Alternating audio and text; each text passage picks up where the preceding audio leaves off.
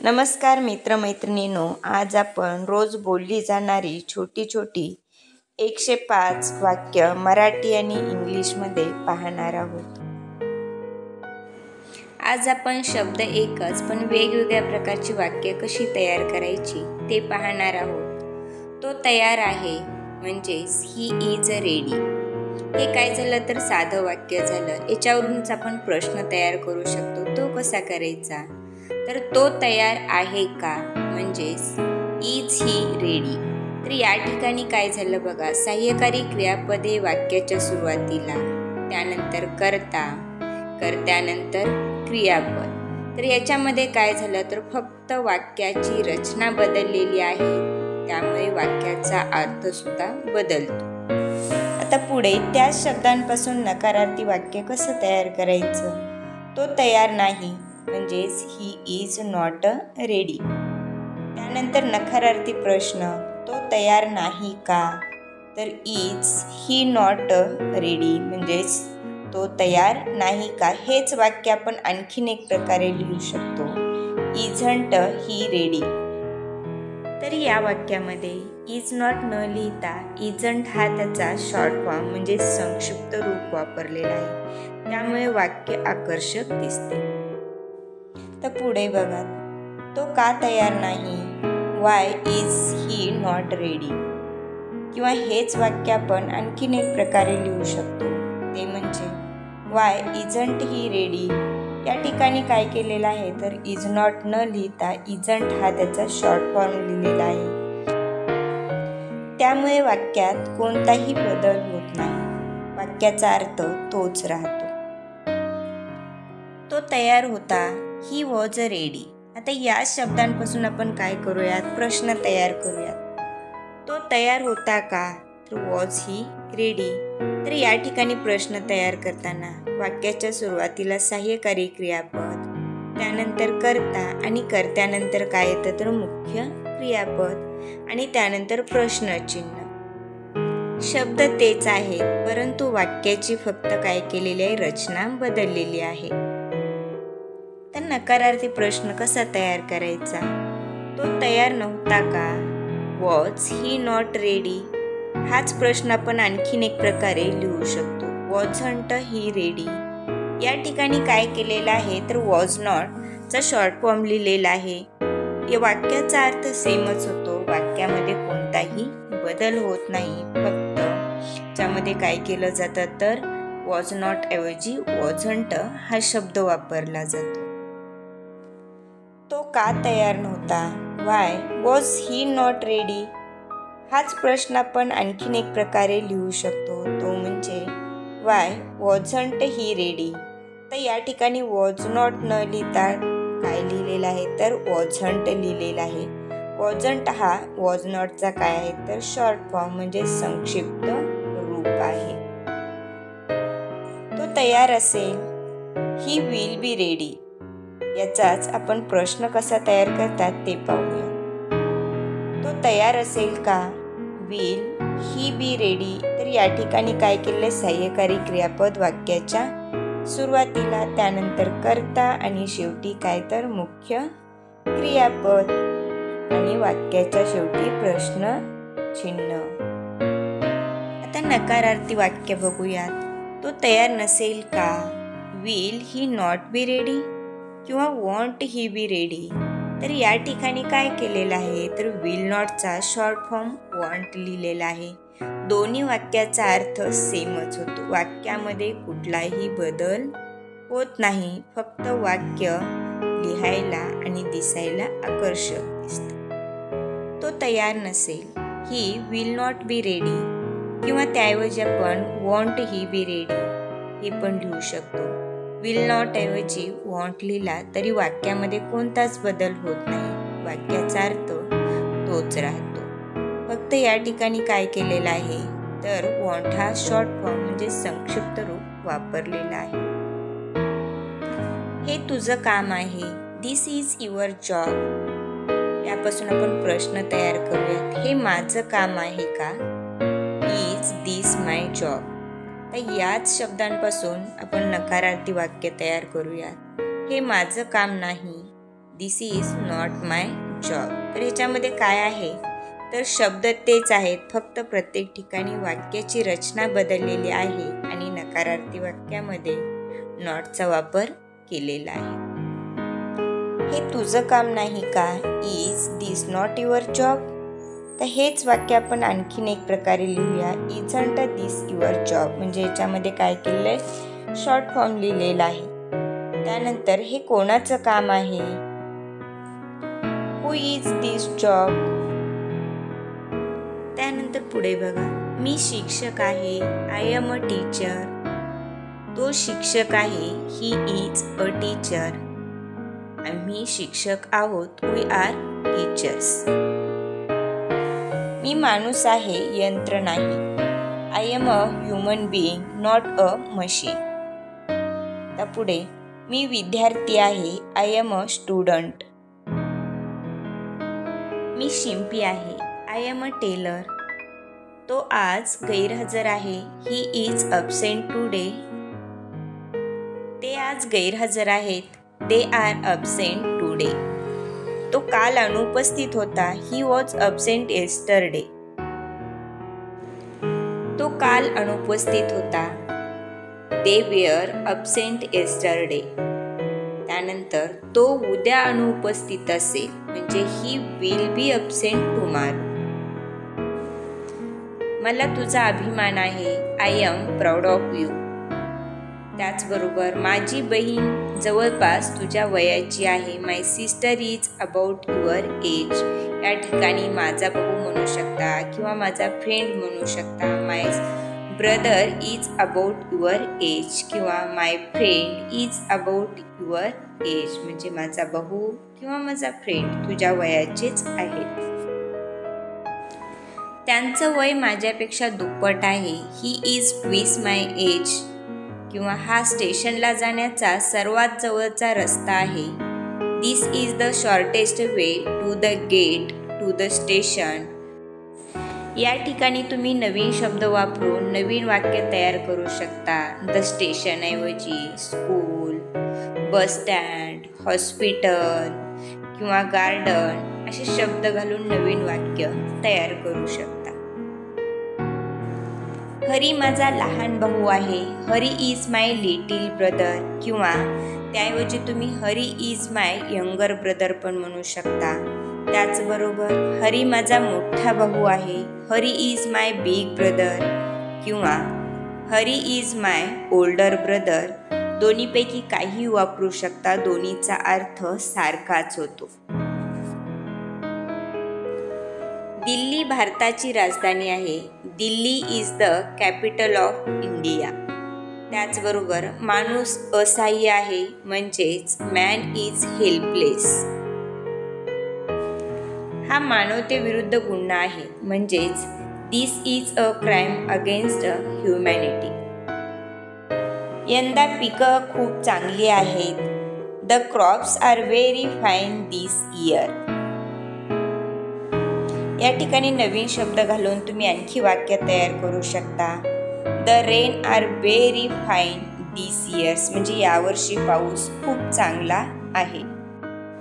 आज सोमवार आहे. Today is Monday. या ठिकाणी नवीन शब्द वापरून तुम्ही वाक्य तयार करू शकता.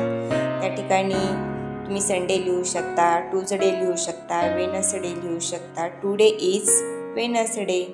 त्यानंतर परवा शनिवार होता. The day before yesterday was Saturday. उद्या मंगळवार आहे. Tomorrow is Tuesday. त्या ठिकाणी tomorrow is Sunday, tomorrow is Monday, tomorrow is Wednesday असे शब्द घालून तुम्ही नवीन वाक्य तयार करू शकता. त्याचबरोबर परवा बुधवार आहे. The day after tomorrow is Wednesday. या ठिकाणी तुम्ही नवीन शब्द वापरून नवीन वाक्य तयार करू शकता. तसा प्रयत्नही करा. हे गाव मला खूप प्रिय आहे. This town is very dear to me. त्याचबरोबर मी तुझा खूप आभारी आहे. I am very thankful to you. दूरदर्शन ज्ञानप्रसाराचं एक प्रभावी माध्यम आहे. Television is a powerful medium of spreading knowledge.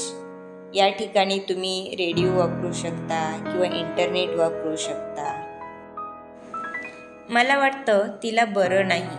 I think she is not well. त्याच ठिकाणी तुम्ही ही पण घालू शकता आणि नवीन वाक्य तयार करू शकता. तो घरी नाही. He is not at home. त्याचबरोबर तुम्ही नवीन वाक्य करू शकता. शी इज नॉट ॲट होम म्हणजेच ती घरी नाही. त्याचबरोबर पुढे तो घरी नव्हता. He was not at home. त्या ठिकाणी तुम्ही नवीन वाक्य लिहू शकता. शी वॉज नॉट ॲट होम म्हणजेच ती घरी नव्हती.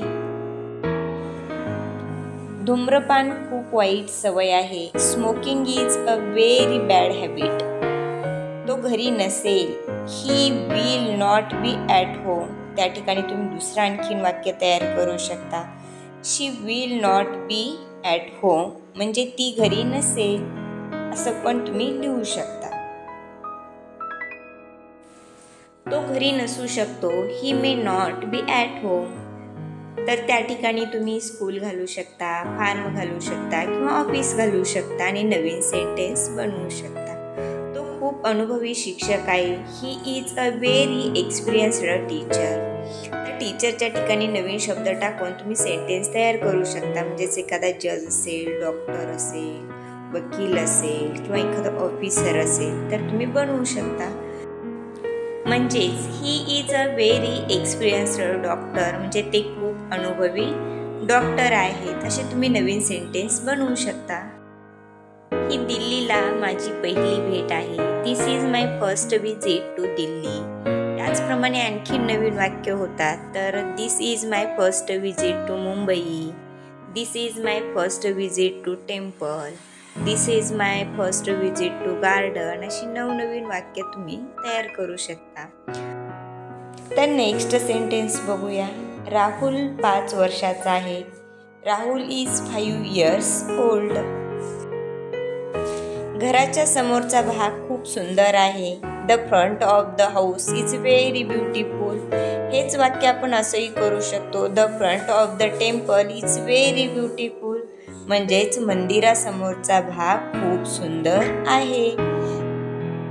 मी या पुस्तकाने पूर्ण समाधानी आहे. I am full satisfied with this book. त्याचबरोबर तुम्ही असंही म्हणू शकता. I am full satisfied with this work. मी या कामाने पूर्ण समाधानी आहे. तो गमतीदार माणूस आहे. ही इज अ फनी चाप. त्याचबरोबर माझी लहान मुलगी 1 वर्षाची आहे. My little girl is 1 year old. या ठिकाणी तुम्ही my little sister is 15 years old म्हणू शकता. म्हणजे माझी लहान बहीण 15 वर्षाची आहे.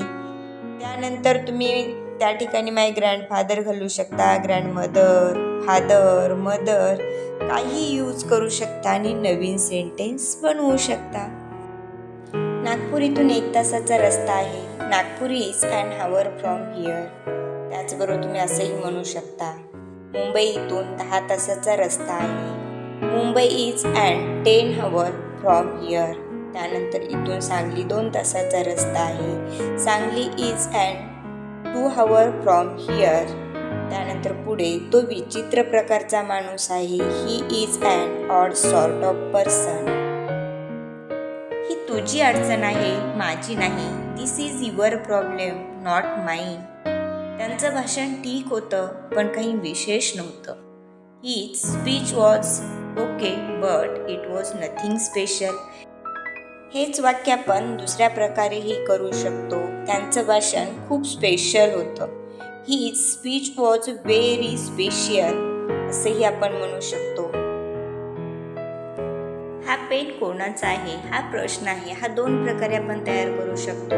पहिला आहे हुज इज दिस पेन किंवा हुज पेन इज धिस असंही आपण म्हणू शकतो.